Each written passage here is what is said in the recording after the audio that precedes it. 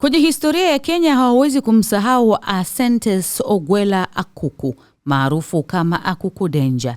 Jina hili limebaki kuwa gumzo la kihistoria, si tu kwa wakazi wa Nyanza nchini Kenya, bali pia katika historia ya Afrika Mashariki kutokana na maisha yake ya kipekee ya ndoa na familia. Kwenye historia, bwana huyu alijizolea umaarufu mkubwa kwa kuwa mmoja wa wanaume waliowahi kuoa wake wengi zaidi barani Afrika, huku akijulikana pia akiwa ni mwenye mvuto zaidi kwa wanawake na kuishi maisha ya kifalme katika jamii yake. Akuku Danger alizaliwa mwaka 1916. Kufikia umri wa miaka 22 tu tayari alikuwa ameoa wake watano, na alipofikisha miaka 35 alikuwa tayari ana wake 45. Kwa ujumla Akuku alioa wake 130, akatalakiana na wanawake 80 kati yao na kufanikiwa kupata zaidi ya watoto 200. Alifunga ndoa ya mwisho mnamo mwaka 1997 akiwa na umri wa miaka 79, huku mke aliyemwoa kipindi hicho akiwa na umri wa miaka 18 pekee. Ushawishi wake kwa wanawake ulimpatia jina la Danger, ambalo alipewa na marafiki zake waliomuona kuwa hatari katika masuala ya mapenzi kutokana na mvuto wake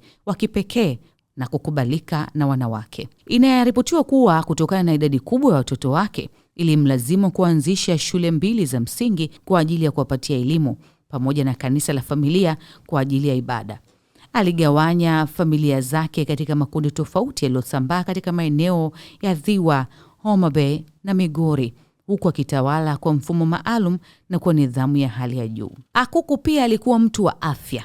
Alifuata mlo maalum, akiepuka mafuta na chumvi nyingi na kuhakikisha anapata matunda baada ya kila mlo. Kutoka kwenye andiko moja kwenye mtandao wa Facebook, inasemekana kuwa kufikia miaka ya mwisho ya maisha yake, umaarufu wake ulivuka mipaka kiasi cha kuanza kutoza ada kwa wanahabari na watalii waliotaka kufanya mahojiano naye. Hii ikafanya nyumba yake kuwa kivutio cha aina yake. Sad story ni kwamba mnamo mwezi Oktoba mwaka 2010 Akuku Danger alifariki dunia baada ya kuanguka nyumbani kwake na kukimbizwa hospitalini akiwa na tatizo la kisukari. Alifariki dunia akiwa na miaka 94 na taarifa zilisema kwamba aliwazidi kuishi wake zake 12 kati ya wake zake wote aliowahi kuoa. Mimi ni Regina Baltazari.